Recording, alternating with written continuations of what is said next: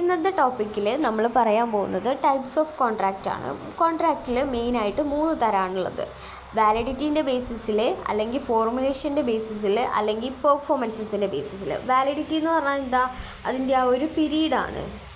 Okay, formulation എന്ന് പറഞ്ഞാൽ അത് എങ്ങനെയാണ് ഫോം ചെയ്തത്, അങ്ങനെ. പെർഫോമൻസ് വെച്ചാൽ കോൺട്രാക്റ്റ് എങ്ങനെയാണ് പെർഫോമൻസ് ചെയ്യുന്നത്. ഈ 3 ബേസിസിലാണ് എന്തുള്ളത്? കോൺട്രാക്റ്റിൻ്റെ ടൈപ്പ് ഉള്ളത്. അപ്പോൾ ഫസ്റ്റ് വാലിഡിറ്റീൻ്റെ ബേസിസിൽ valid contract, void contract, voidable contract, illegal contract, unenforceable കോൺട്രാക്റ്റുമാണുള്ളത് ഫസ്റ്റ് ടൈപ്പിൻ്റെ കീഴിൽ. അപ്പോൾ വോയിഡ് കോൺട്രാക്റ്റ് എന്ന് വെച്ചാൽ 2 തരമുണ്ട്. വോയിഡ് അബ് ഇനീഷ്യോ ഉണ്ട്, സൂപ്പർവീനിങ് ഇമ്പോസിബിലിറ്റി ഉണ്ട്. അതായത് വോയിഡ് അബ് ഇനീഷ്യോ എന്ന് വെച്ചാൽ കോൺട്രാക്റ്റ് തുടങ്ങുമ്പോഴേ അതെന്തായിരിക്കും? വോയിഡ് ആയിരിക്കും. ഒരു മൈനറുമായിട്ടുള്ള കോൺട്രാക്റ്റ് എപ്പോഴും വോയിഡാണ്. നമുക്ക് തുടങ്ങുമ്പോഴേ അറിയാം, ഒരു മൈനറുമായിട്ട് കോൺട്രാക്റ്റിൽ ഏർപ്പെടാൻ പാടില്ല. അങ്ങനെയുള്ള ഒരു കാര്യം നമ്മൾ ചെയ്യുകയാണെങ്കിൽ അതെന്താണ്? വോയിഡാണ്. സൂപ്പർവീനിങ് ഇമ്പോസിബിലിറ്റി എന്ന് പറഞ്ഞാൽ നമ്മൾ ആ കാര്യം തുടങ്ങുമ്പോൾ അതെന്തായിരിക്കില്ല? വോയിഡ് ആയിരിക്കില്ല. പിന്നെ അതെന്താവും? വോയിഡാവും. ഒരു എക്സാമ്പിൾ പറയുകയാണെങ്കിൽ, ഞാനിപ്പോൾ ഒരു ഹോള് ബുക്ക് ചെയ്തു, അപ്പോൾ ഒക്കെ ഓക്കെയാണ്, വാലിഡ് കോൺട്രാക്റ്റാണ്. അതിനുശേഷം കുറച്ച് കഴിഞ്ഞപ്പോൾ ഹാൾ എന്തായി? പരിപാടിക്ക് മുന്നേ ഹോൾ എന്തായി? കത്തിപ്പോയി. അപ്പോൾ അതെന്താണ്? അതൊരു വോയിഡ് കോൺട്രാക്റ്റാണ്. പിന്നെ എനിക്കിപ്പോൾ പരിപാടിയൊന്നും അവിടെ വെച്ച് നടത്താൻ പറ്റില്ലല്ലോ. അപ്പോൾ ആ കോൺട്രാക്റ്റ് എന്തായി? വോയിഡായിപ്പോയി. അതാണ് സൂപ്പർവീനിങ് ഇമ്പോസിബിലിറ്റി. ഓക്കെ, സബ്സീക്വൻ്റ്ലി വോയിഡാണ്. അപ്പോൾ ഇത് നോട്ട് ചെയ്ത് വെക്കുക. അടുത്തത് വോയിഡബിൾ കോൺട്രാക്റ്റ് ആണ്. വോയിഡബിൾ കോൺട്രാക്റ്റ് എന്ന് വെച്ചാൽ aggrieved party has the option to make either the contract valid or void. It is formed due to lack of free consent. അതായത് ഒരാളെ കൊണ്ട് നിർബന്ധിച്ച് എന്തെങ്കിലും ഒരു കാര്യം ചെയ്യിപ്പിക്കുന്നതിനെയാണ് നമ്മൾ എന്തു പറയുക? വോയിഡബിൾ കോൺട്രാക്റ്റ് എന്ന് വിളിക്കാം. അതായത് അയാൾക്ക് ചിലപ്പോൾ അതിൽ താല്പര്യം ഉണ്ടാവില്ല. ഇപ്പോൾ ഒരു എക്സാമ്പിൾ പറയുകയാണെങ്കിൽ, ഒരാളെ തോക്ക് ചൂണ്ടി ഭീഷണിപ്പെടുത്തിയിട്ട് എന്തെങ്കിലും ഒരു കാര്യം ചെയ്യിപ്പിക്കുകയെന്ന് വിചാരിച്ചോ. അപ്പോൾ അയാൾക്ക് എന്തുണ്ടാവില്ല? അതിനോട് തീരെ സമ്മതം ഉണ്ടാവില്ല. അപ്പോൾ ആ തോക്ക് ചൂണ്ടി ഭീഷണിപ്പെടുത്തിച്ച ആളല്ല, ആരെയാണോ തോക്ക് ചൂണ്ടിയത് അവർക്ക് ഒന്നെങ്കിൽ എന്ത് ചെയ്യാം? അത് വാലിഡ് കോൺട്രാക്റ്റ് ആണോ വോയിഡ് കോൺട്രാക്റ്റ് ആണോ എന്ന് അവർക്ക് തീരുമാനിക്കാം. അത് ഫ്രീ കൺസെൻ്റ് ആണ്. നമ്മളുടെ സമ്മതം ഇല്ലാണ്ട് നമ്മളെ കൊണ്ട് ഭീഷണിപ്പെടുത്തി ചെയ്യിപ്പിക്കുന്നതാണ്. ഞാനൊരു എക്സാമ്പിൾ പറഞ്ഞതാണ്, കത്തിയോന്ന് എനിക്കറിയില്ല. ഓക്കെ, ഭീഷണിപ്പെടുത്തി ചെയ്യിപ്പിക്കുന്നതാണ്. ഇനി ഇല്ലീഗൽ കോൺട്രാക്റ്റ് എന്ന് പറഞ്ഞാൽ these are those agreement that forbidden by law. It is both old and punishable. അതായത് ഇല്ലീഗൽ കോൺട്രാക്റ്റ് എന്ന് വെച്ചാൽ നിയമം വേണ്ടാന്ന് പറയുന്നതാണ്. നിയമം പറയാണ് നീ അത് ചെയ്യരുത്, അത് നീ ചെയ്യാൻ പാടില്ല. നമ്മൾ പറയില്ലേ ചില കാര്യങ്ങളൊക്കെ ഇന്ത്യയിൽ ഇല്ലീഗലാണ്, അങ്ങനെ പറയില്ലേ ആ കാര്യങ്ങൾ. അപ്പോൾ നിയമം നമ്മളോട് എന്താ പറയുക? നീ അത് ചെയ്യരുത്. അങ്ങനത്തെ കാര്യങ്ങളാണ് ഇല്ലീഗൽ കോൺട്രാക്റ്റ്.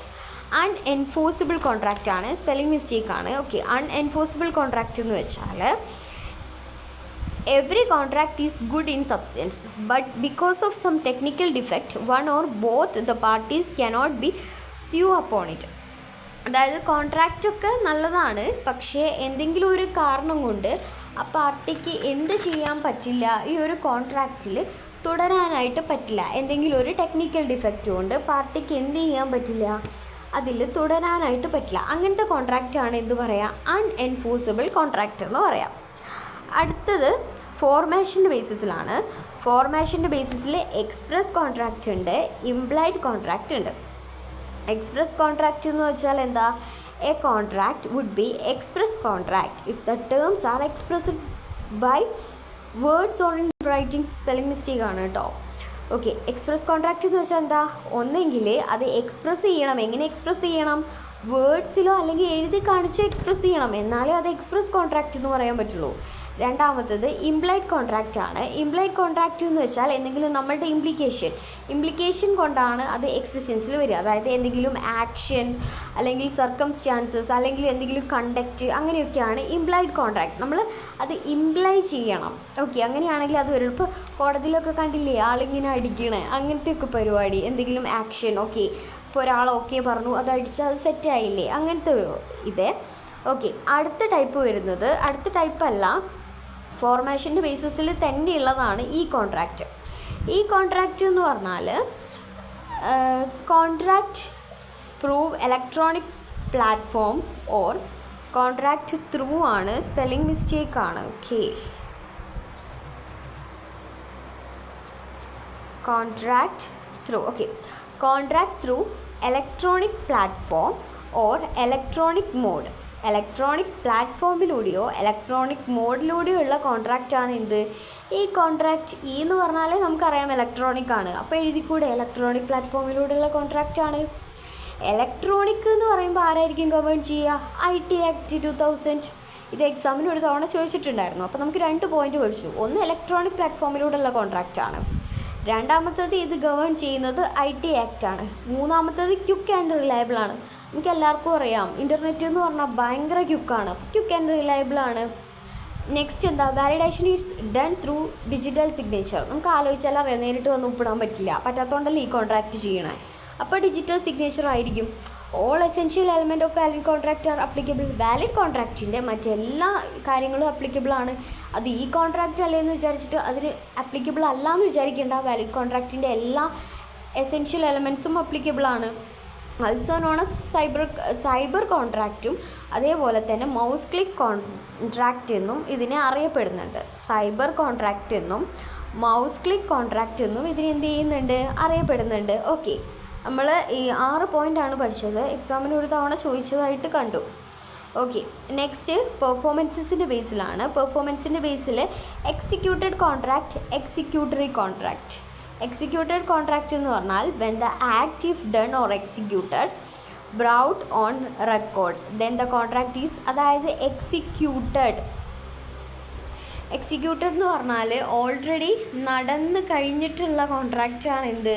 എക്സിക്യൂട്ടഡ് കോൺട്രാക്റ്റ് എന്ന് പറയാം. അത് ഓൾറെഡി എക്സിക്യൂട്ട് ചെയ്തിട്ടുണ്ടാവും, നടന്ന് കഴിഞ്ഞിട്ടുണ്ടാവും, ഒരു പാസ്റ്റാണ്.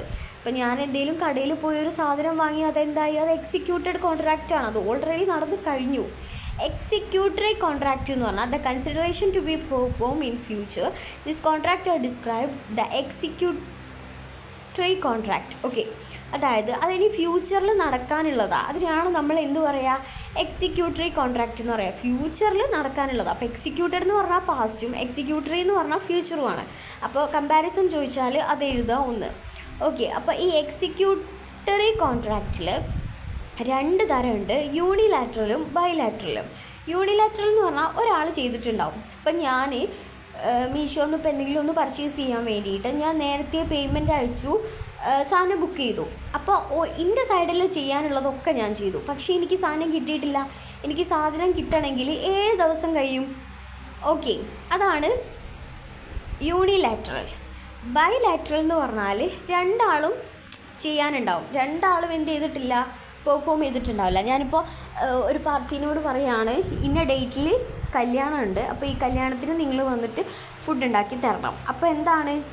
ഞാൻ അവർക്ക് പൈസ കൊടുത്തിട്ടും ഉണ്ടാവില്ല, അവരെനിക്ക് ഫുഡ് ഉണ്ടാക്കി തന്നിട്ടും ഉണ്ടാവില്ല. അപ്പം അങ്ങനെ അവർ ഫുഡ് ഉണ്ടാക്കിയിട്ടായിരിക്കുമല്ലോ ഞാൻ പൈസ കൊടുക്കുക. അപ്പോൾ 2 ആളും എന്ത് ചെയ്യാനുണ്ട്? അവിടെ പെർഫോം ചെയ്യാനുണ്ട്. അതിനെയാണ് നമ്മൾ ബൈലാറ്ററൽ കോൺട്രാക്റ്റ് എന്ന് വിളിക്കുന്നത്.